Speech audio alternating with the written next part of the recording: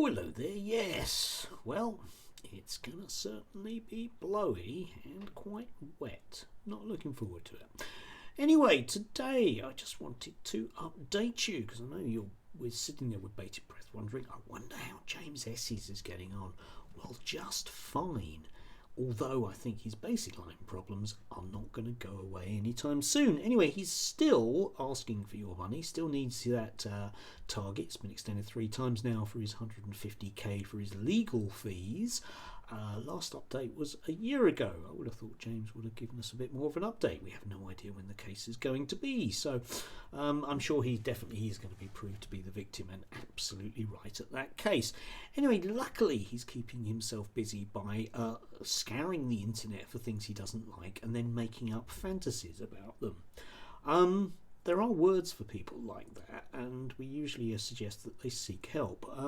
Would have thought that somebody training to be a therapist would understand that. But anyway, let's dive in to the last 24 hours and what he's been up to. So we've got this one from him. This is being taught to primary school students in the UK. It gives children the message that to be cis and comfortable in their own body is to be boring or uncool. This is abhorrent indoctrination and manipulation. And he's got an image there that he got from a article that he read in the Daily Mail.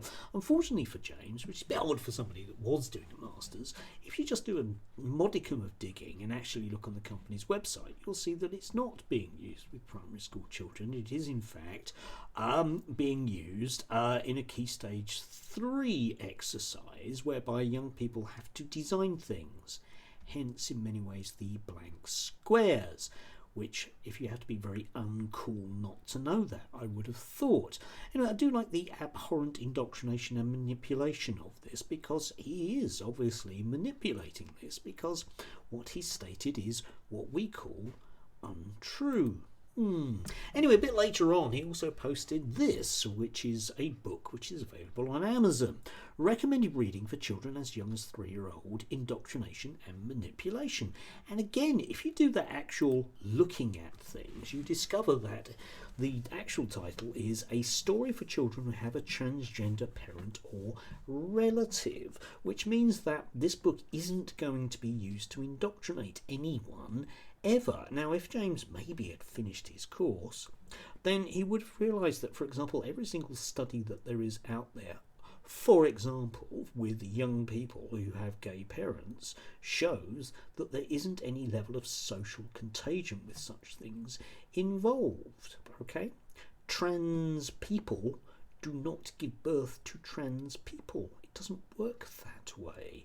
Yes, gay parents won't make their kids gay. It doesn't work that way. That isn't the science. Maybe he should have finished that course.